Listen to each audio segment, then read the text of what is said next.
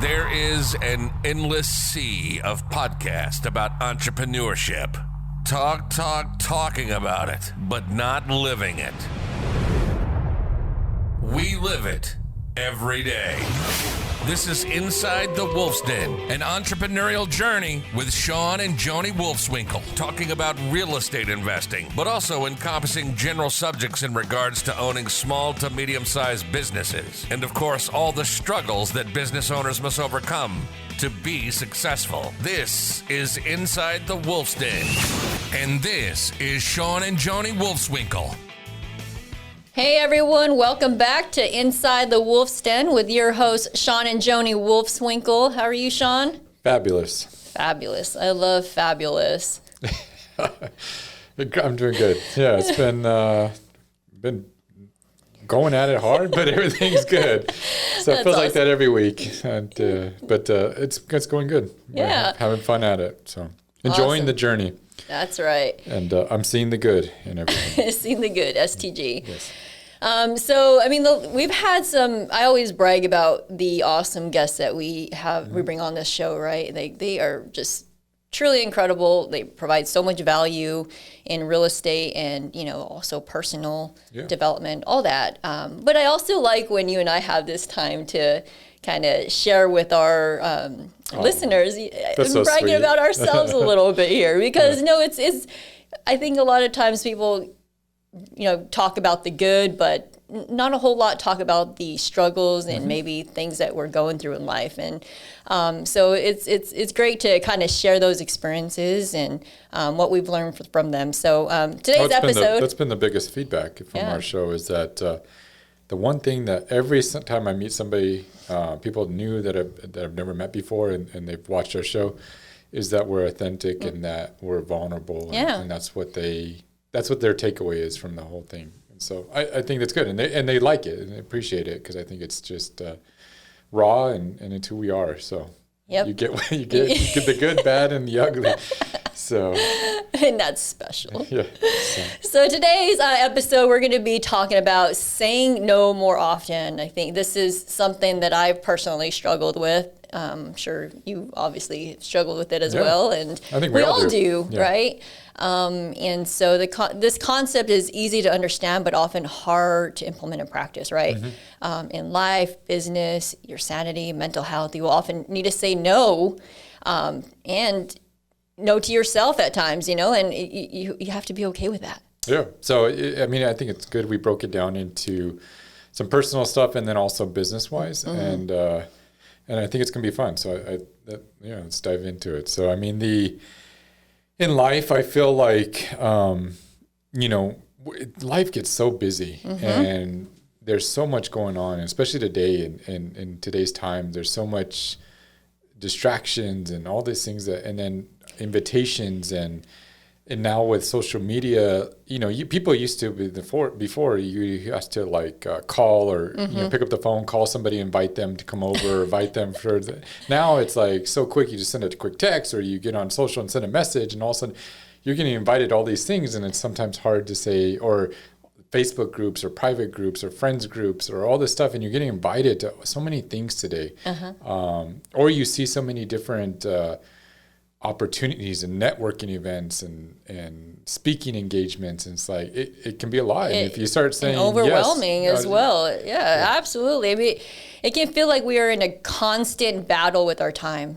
And I think learning to say no is what you need, is really the solution. Yeah, and it's hard because it's a lot of times people don't understand, and I think it took you and I moving all the way across, leaving New Mexico and moving all the way to Texas because we didn't want the constant invitation. And it sounds horrible, and hopefully my family can skip listen to this one, but because we'd be invited to a lot of different things and dinners and this and that. It's like sometimes it's like no, or if you want to go to a game, it's like, well, all your family's got to go with you or whatever. And that there's times for that, but there's also time that sometimes you just want you and I, just our core, you and I and the kids or stuff like that. Or not just that, but you really need that time to pause, right? And just restore, realign, like just quiet. Yeah.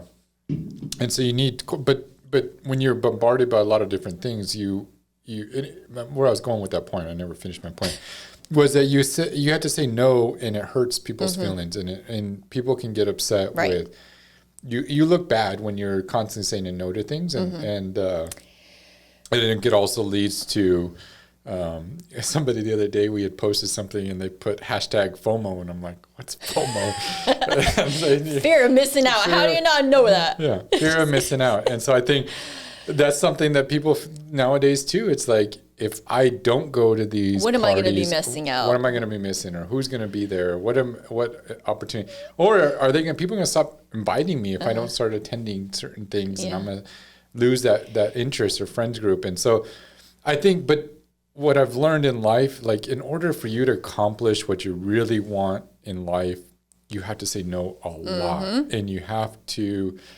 only go to those things. So you got to start the year with really, what are you looking to accomplish this year?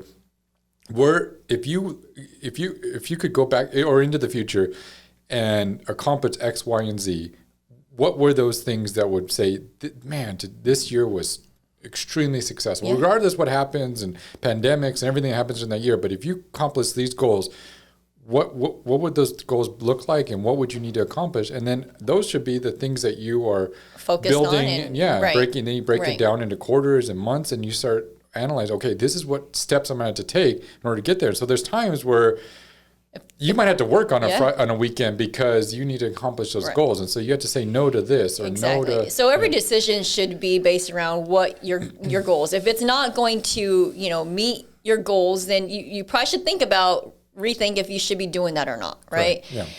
Because you're not going back to, you said, like, you're going to hurt people's feelings. The fact of the matter is that you're not going to be able to please everyone. Yes. And if they're going to get upset that you're not going to attend this function, well, then you may need to find new friends. Yeah.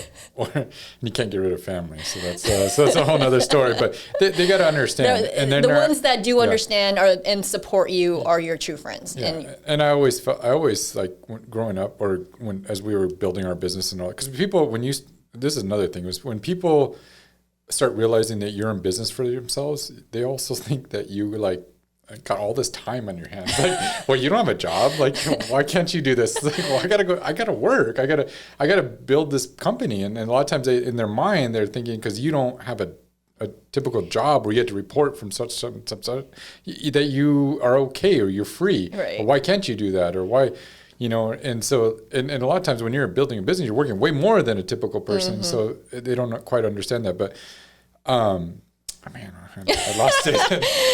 But yeah, you have to. You're gonna. What was it that? You're not gonna please everyone. Yeah, maybe. yeah. So you're not gonna please everybody, and that's okay. And what I used to always tell myself or tell you was like, well, they're not paying our bills, right? So like, what does it matter? Yeah. I'm not gonna go out to please them because yes. It's not, and really, when you think about it too, when you're stretching yourself thin like that, you're not helping anybody. You're actually hurting yourself. You're hurting your family, because you're trying to. And I'm guilty of this. I can tell you that I'm guilty of throwing all kinds of things in, and then I'm like, man, I put too many things on my plate. Now my family's upset at me because I did this, and so you're not helping anybody. Mm-hmm. And that, this year, I think the last week, this goes back to the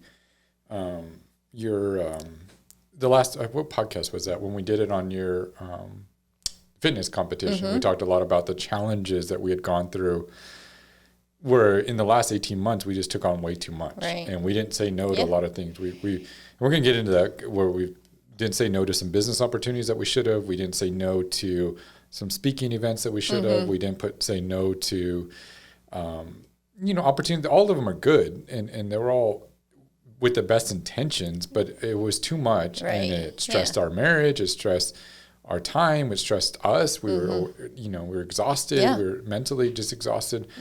And so I don't want you to ever get in a point like that where you want to say no to certain things that aren't going to achieve your true end result, your goals.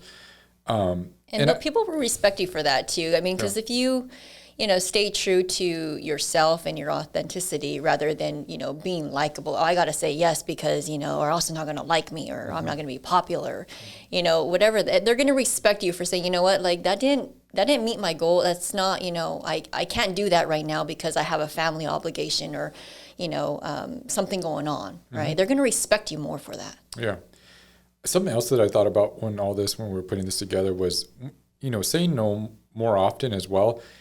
Even if you have the free time maybe, or you have that extra, I don't like to, what I've learned, is I like to keep some space in my schedule because it allows for creativity, spontaneity, and just freedom. And so part of just saying no to a lot of different things, whether invitations or opportunities or all that, is just to give you time in your day. So because when I'm like best is when I have zero obligations, I have nothing coming up. I feel like free, relieved. Yeah. I'm not worried about this appointment coming Not up, or I have to anxious. prepare for, and my mind can just think, and that is when I may have big breakthroughs. That's when I all of a sudden these, like, it seems like the simplest ideas, and you've had them too, where you just all of a sudden have the clear blue because you had time to think and just meditate on it. It's all of a sudden like boom, you have this great, it's like why didn't we ever think of that? Right. And it was huge. But even though it was something simple, but so just, and then spontaneity, like just having the free time to say, hey, like let's go do this. And it's some of the best moments are in those. But if you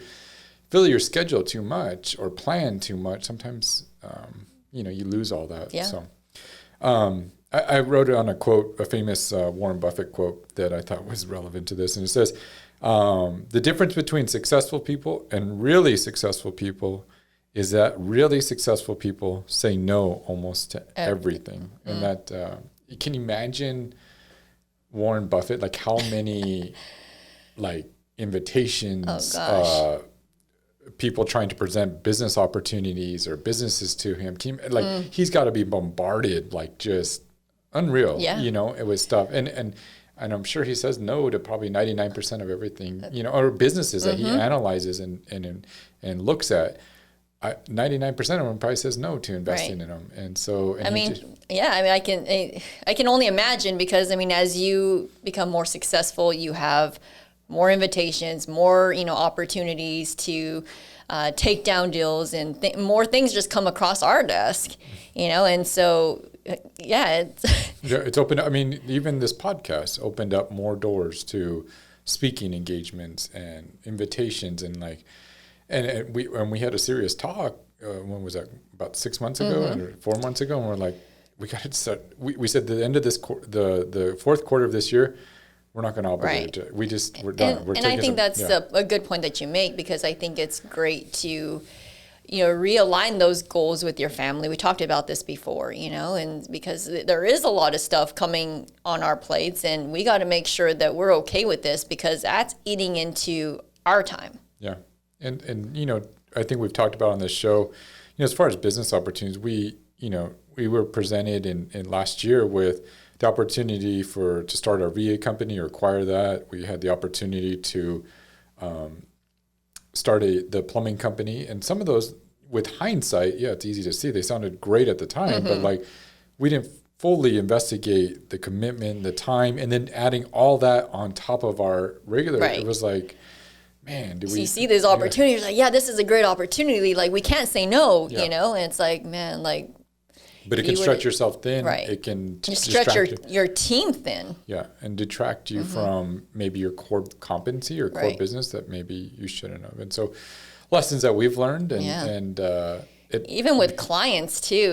There's times where we, in property management, are like, oh, let's go for the 2,000 doors, and like we're just putting doors in. But if these doors aren't good, And we've had those where. A good example, we had a client that had, I don't remember, maybe 20 some houses, right? And it's hard because, number one, they generate a lot of revenue, right? And that's a lot of revenue coming into your company. But they are so difficult. They take up 80% of your client's time or your employee's time. They micromanage you on everything that you do. They nitpick every maintenance request. They're just, and is it really worth it? Are you, in the end, with all the extra time, your staff and everything, really are they profitable? And so there's times where you have to make some tough business decisions and say, you know what? Yeah. Is this the ideal client, you know? Because remember, in the end of the day, we're not trying to, and this is something we just talked about with our fractional COO just this past week, was like, who cares about your top line revenue? Like, who cares? Like, I know that sounds great to boast in your ego or how many doors you manage. Or how many houses you purchased, right? All that matters is, in the day, what's left over, what's your net income. Yeah.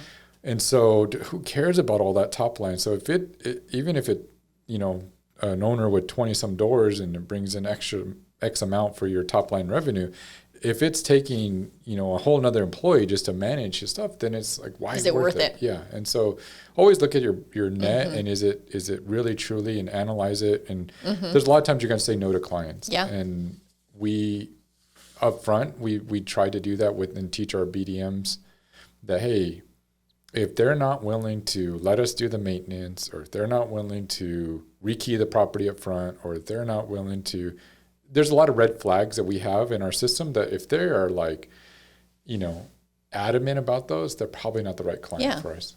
And we just they hired us for a reason, right? To manage their property. We are the experts. And if you're going to have somebody that's going to nitpick you and basically micromanage you, that might not be the ideal client. No matter how many doors they have or how many, it's just not worth it in the end. And so you want people that appreciate your business. They appreciate what you do. They appreciate the value that you bring to the table, and they're willing to pay for that. Yeah. And if they're not, then you got to let them go. We've done that in the turnkey space as well. Like, there's clients that will come in and, you know, I'll buy X amount of homes cash, you know, all this stuff. And it's like, and you get tempting. And you get into you know, talking with them, and you're like, you know, number one, or so, like they may not want you to manage the properties. And our goal has always been to sell properties to people that want to stay passive and that want us to manage the properties. So they're not our ideal client. And so we'll, you know, usually turn those away, or no matter how many of the houses they're going to buy. If we've known that they are just really difficult people to work with, and they're going to just, you know, stress our systems out and everything, we just say no. And it's not rude, and you're not, and we try to, you know, just say, hey, we're just not a best fit for each other. Exactly. And there's probably somebody there for you. And where it really comes down to is people that want to nitpick price, and they don't want to pay for anything. They want the lowest price, and they're truly just looking at financials, but just to maximize their return. So they don't want to pay for anything, just to get the most amount they can in return. And that's fine. And there's places for those people. And there's places, I'm not saying anything's wrong with that. And I'm not saying to avoid getting the right returns. We're all doing this to better ourselves financially. But you also got to appreciate the value that companies that are bringing to the table. And so appreciate that they're building quality homes. So they're not going to be the cheapest in the market, because number one, they're building quality. They're building a product that the market demands. And then they're bringing property management services that are going to communicate with you, that are going to provide the best experience for not only you, but also the resident and the vendors. So, you know, it's a whole atmosphere. And the right client will pay for value. Correct. Right? Yeah. And if they don't see your value, then they're probably not the right. And so they're not the right client. Yeah. And you should know your ideal client, your avatar for your business. And if they don't meet that, then it's probably best to say no to those. Yeah, we talk about this all the time in our leadership meetings, right? And like, what is our ideal client? Like, our entire team needs to know that. Yeah, and especially on the sales side up front. And it's hard because salespeople are, obviously, they're commission driven, and so they just want to bring it in. But you really have to stress that, because and they get it, and they don't want to bring in an account that's going to bring all these headaches, and they know they're going to hear about it later on. And so they, you know, as long as they train them, and they got to see the whole aspect and the effect that they have on the rest of the company, and usually they get it. Yes. Yeah. So, but sales are hard on that, and that's when you really have to say no up front. And then saying no to yourself. So you brought this up at the beginning. So can you give an example when you should say no to yourself? Yeah, I mean, when personal things come up, I mean, obviously this fitness competition was a big thing, and so there may be times where I just got to say, you know what, that doesn't align with my family goals, personal goals.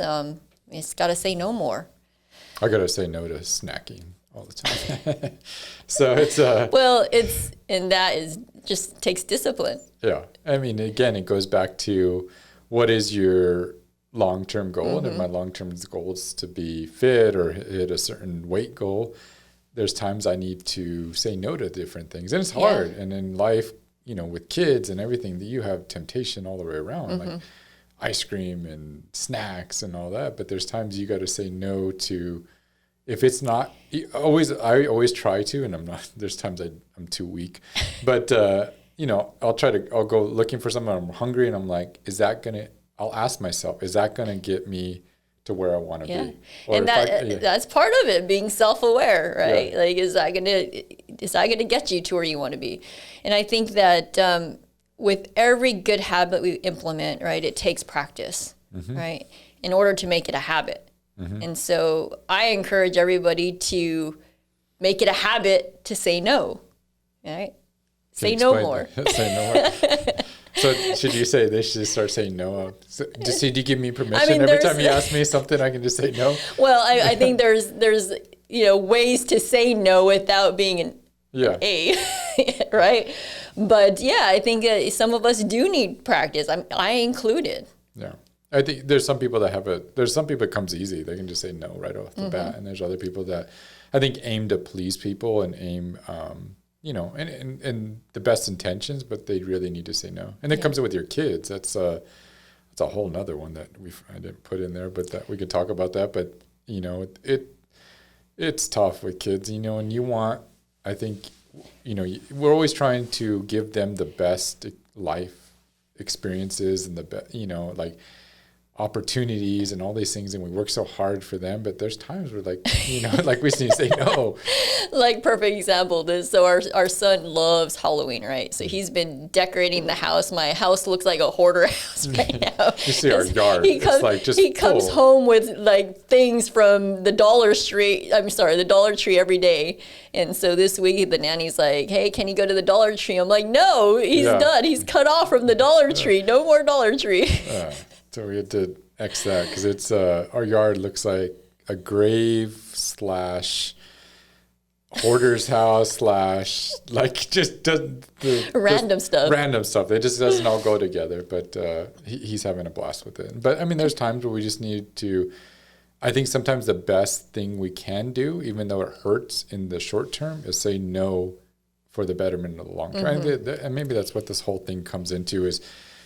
That's really the essence of all of it, no matter whether it's business or personal, is it's better to say no in the short term to hit your long-term goals. Right. And I think whether it's raising kids or sometimes you have to say no and it hurts now, but it's going to better them in the future. Absolutely. So I think we can leave it with that. And last thing I want to say is remember you have a choice. So if it doesn't align with your goals, then simple, don't do it. Don't do it.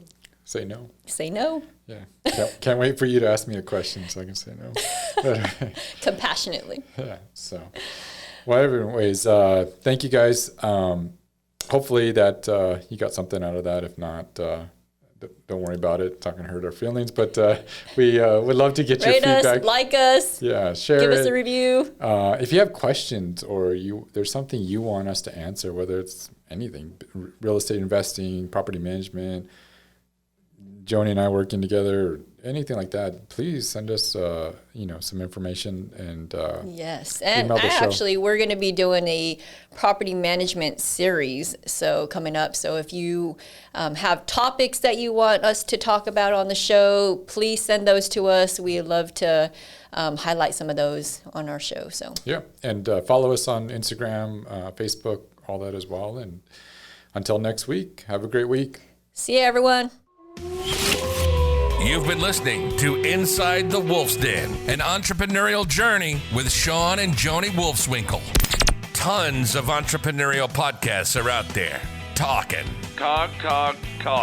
But Joni and Shawn are living it every single day. Their portfolio now includes many franchises and medium-sized businesses. We talk about the trials and motivators of successfully running a business.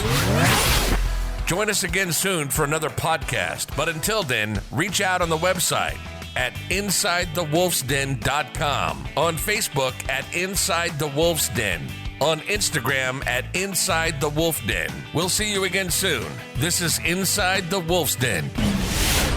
We'll see you next time.